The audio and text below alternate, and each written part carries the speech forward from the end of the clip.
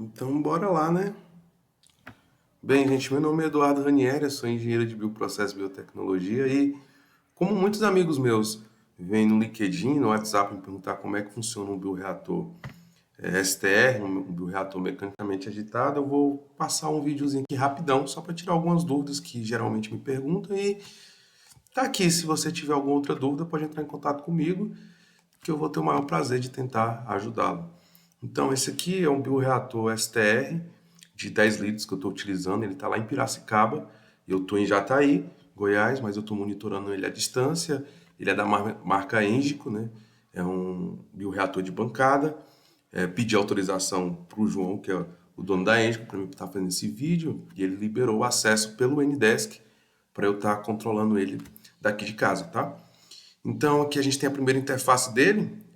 Esse desenho desse bioreator aqui é bem parecido realmente com o que é o bioreator de bancada. A gente tem um motor que vai exercer a agitação. Ele é equipado com sensores de pH, oxigênio, temperatura e anti-espuma. Eu não utilizo, e ele não está utilizando lá, um sensor de CO2 nem de pressão.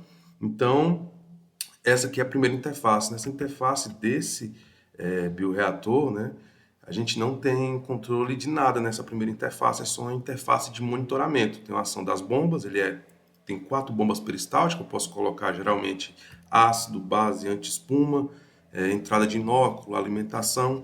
É um reator bem interessante para se trabalhar com uma batelada em batelada alimentada, um processo contínuo. Ele te dá possibilidade de estar trabalhando dessa forma, nesse modelo de cultivo. Então a gente tem a segunda interface, né? Onde nessa primeira coluna aqui eu tenho algumas variáveis de processo e alguns parâmetros dos meus atuadores. Exemplo, eu tenho agitação, temperatura, pH, oxigênio dissolvido, CO2, fluxo, anti-espuma e pressão. Beleza. Aqui no modo eu tenho se o meu atuador ou minha cascata ou a minha variável de processo ela está sendo monitorada ou não, se está ligado ou não está ligado, né? Então, minha agitação nesse processo que eu estou simulando aqui, ela está ligada. Então, eu coloquei um set point de 450 RPM. Ele está colocando 454 porque eu estou no modo de cascata ativado, ou seja, eu quero controlar o meu oxigênio dissolvido, aqui no OD, em 40%. E para eu não ter que trabalhar de forma manual, ter que colocar toda hora uma agitação maior, eu trabalho com esse sistema de cascata com agitação, ou seja, esse aqui é o valor que está sendo visto pelo sensor, então está dando 39,8%, e para ele compensar esse valor, ele teve que aumentar a agitação em 3 RPMs. Então, é um sistema que está sendo bastante eficiente para mim. Eu pego e mudo o meu speed, né, na verdade. Geralmente, alguns outros bioreatores, eles não deixam essa parte do PID, que seria as constantes de proporcional, de integração, derivativa, expostas, né? No caso do João, ele deixa e eu tive a liberdade de mexer e poder deixar da forma com que ficaria mais interessante, que eu gosto de evitar o máximo de ruído possível. Quando esse PID ele não está totalmente aliado com o teu cultivo, acaba que você vai ter um ruído de agitação e oxigênio dissolvido bem ruim, e para alguns processos que querem um refinamento muito grande, acaba que isso pode trazer algum tipo de impedimento, certo? Então, basicamente isso. Aqui está a minha terceira janela, onde eu vou deixar alguns parâmetros das minhas cascatas. Exemplo, tem uma cascata de oxigênio, então aqui eu vou decidir, eu vou estar usando o que está envolvido nessa cascata de oxigênio: agitação, fluxo de ar, substrato, pressão e enriquecimento por O2. Por que eu tenho todos esses parâmetros aqui? Porque, veja bem, o oxigênio dissolvido ele pode ser tanto influenciado pela agitação como pelo fluxo de ar. Então, como no bioreator que eu estou trabalhando, eu estou deixando o meu fluxo de ar fixo o tempo todo, estou trabalhando apenas com agitação. Eu posso trabalhar com a entrada de substrato. O que seria isso? Exemplo, você está trabalhando num cultivo em que você já tem as curvas dele toda bem feitas, você sabe muito do que acontece com ele, você sabe que quando ele começa a aumentar o oxigênio dissolvido é como o substrato está caindo. Então, aqui você pode montar uma estratégia e utilizar a bomba de alimentação para controlar o oxigênio dissolvido. Né? Eu tenho a pressão também, tem um enriquecimento de oxigênio, né? Oxigênio puro, oxigênio enriquecido. Essas duas partes eu costumo não usar. Eu vou ter aqui a parte de substrato, onde eu gosto de controlar bastante o oxigênio dissolvido com a minha alimentação. Isso é bem interessante. E aqui, a parte à direita, né, eu tenho alguns parâmetros que eu vou determinar, os meus set points e a porcentagem de atuação de cada atuador. Exemplo, na minha bomba de substrato A, eu tenho uma bomba peristáltica que vai estar mandando um meio para dentro do bioreator e eu vou determinar qual que seria o set point, qual que seria a potência, o máximo e o mínimo dessa bomba, certo? Para a cascata de pH, deu uma enroscada aqui, acho que travou um pouco o computador. Mas tá, para a cascata de pH eu tenho do mesmo jeito.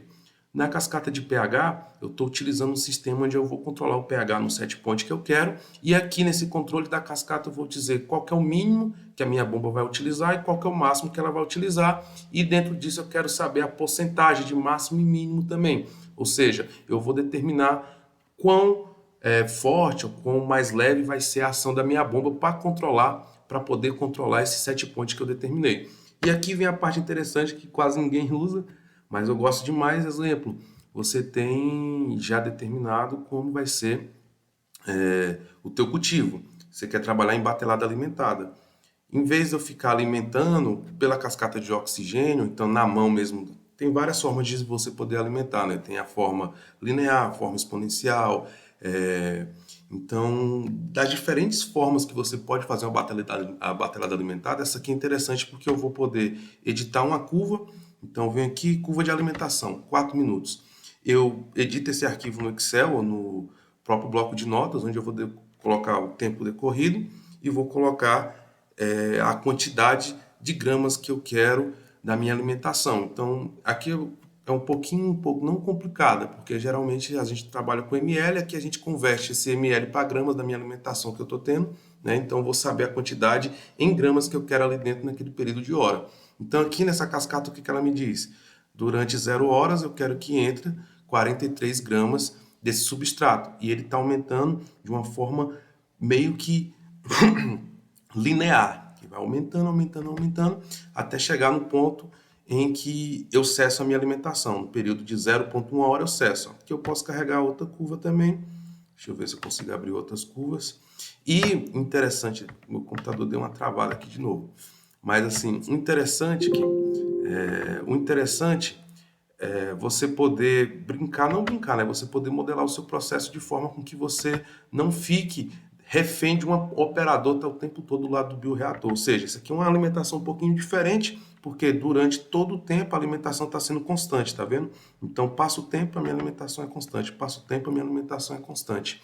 Então, isso é um sistema bem legal, que eu tenho um monitoramento das minhas variáveis de processo durante todo o processo e eu consigo ter uma resposta em tempo real com aquisição a cada 5 segundos. E é basicamente isso, a primeira parte, né? Só para tirar algumas dúvidas de alguns amigos meus.